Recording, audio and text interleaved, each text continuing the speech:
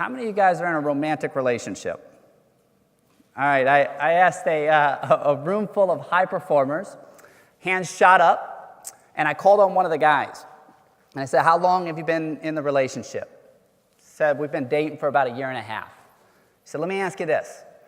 Let's say you guys are on your way to class, and you're about to separate for the day, and you turn to her, and you say to her, I hope you have a good day today, just not as good as mine. How would that go over with her? He started smiling. He said, I would not be getting a goodbye kiss, right? So you would probably never say that if you want to have a good relationship. Can we agree with that? Now, here's what's interesting. He's a good athlete. So I want you to think about your team. I want you to think about the teammate that plays your position. Tell me if you've ever had this thought. I want you to have a really, really good day today. I really do. Just not quite as good as me because I kind of want the playing time.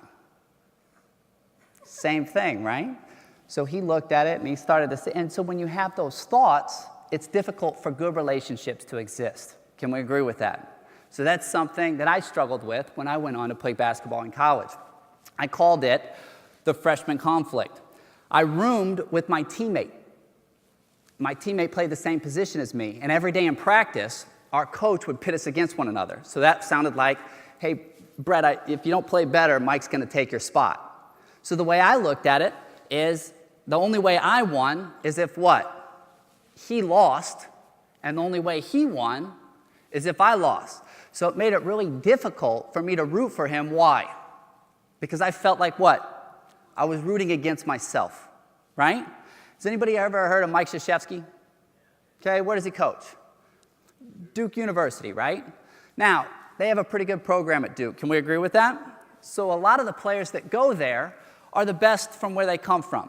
So no one really goes into Duke thinking, you know what, I'm going to go there, I'm going to sit the bench, I'm going to wait my turn, and I'm going to be a really good teammate. What do they think? I'm going to go there, I'm going to kill it, I'm going to figure out how to get on the floor immediately, right? So this is something that Coach K tells all of his freshmen when they come to Duke. I would have benefited greatly if I would have heard his advice that he told me earlier. We tell every player that comes into our program, each of you run your own individual race. And then collectively, we're running a team race. I'll give you an example. Elton Brand and Shane Battier came in the same year. Shane Battier was the National High School Player of the Year. Elton Brand was ranked, he was a McDonald's All-American, was ranked about 18th to 20th. Elton Brand was more ready to play, though, than Shane, you know, as far as his future. And so Elton Brand, by the end of his sophomore year, was the National Player of the Year and the #1 draft pick in the NBA. If Shane Battier was running Elton Brand's race, he'd be disappointed. You know, what's happening to me? Shane had a different race to run. 2 years later, he was the National Player of the Year. He was the 6th pick in the NBA draft. I'm not saying everybody will be National Player of the Year or be in the NBA draft. I'm just saying that kids mature and come along, some faster and then stop, some slower and then faster, and some who never stop. You know, don't gauge yourself with what another kid is doing. Gauge yourself on how you are doing. The word compete, here's where it comes from. Competier, and it means to strive together, to look at competition as a partnership. Now I'm going to ask you a question. How would you answer this? When would you run faster? By yourself or with someone else? With someone else, right? I talked to a lot of athletes, and they pick this one. Why? Competition, many different reasons, right? But what does this show us?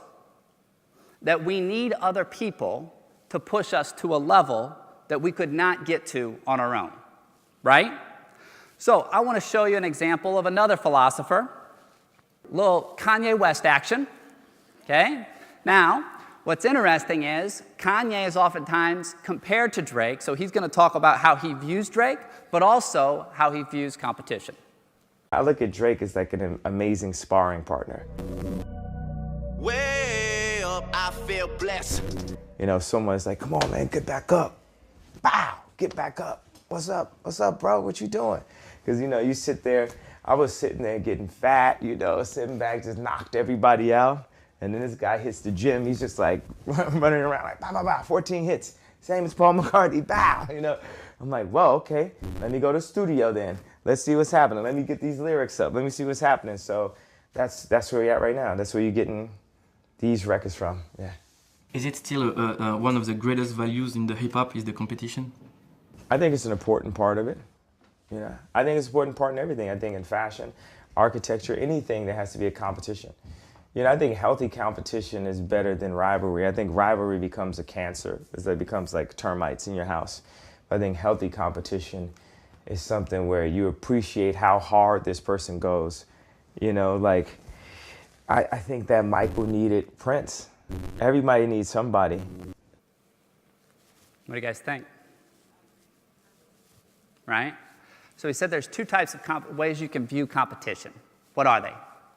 Healthy and rivalry. If you view it as rivalry, what do you say? It becomes a cancer and it grows inside of you. It's negative. We all experience that. Can we agree? How can we view it as healthy competition? By looking at it as what? Appreciating how hard someone else goes. How do you view Drake? As a sparring partner, a partner in challenge, right? Now, what's interesting is, do you guys know who Abby Wambach is? Arguably one of the best soccer players of all time. When I first met with Abby, the very first thing I did, I showed her this video clip of Kanye, and I asked her, what are your thoughts on it? Here's what she told me. As an athlete and as a person, we have all these things that go on in and around, whether it's on the field or off the field, endorsements and playing time and goals scored and assists scored, and oh, the crowd cheered louder for her and not me, and you know, there's all these opportunities to compete against each other. But the reality is, there's a very slight thing that I always say with our forward group is we need to compete with each other. You know, we need to keep pushing each other and pushing each other's limits. And in my opinion, that is the only way to continually evolve positively as a human race over all aspects of things. So as Abby went along, she was often compared, especially towards the end of her career, to Alex Morgan, right? And so she started to view competition a little bit different. Here's how I think she viewed it. Instead of looking at it as me versus you, she changed the middle word. What'd she change it to? Me with you. And then my contest is against myself from yesterday, and your contest is against yourself from yesterday. If we all looked at competition like that, how would that help teams?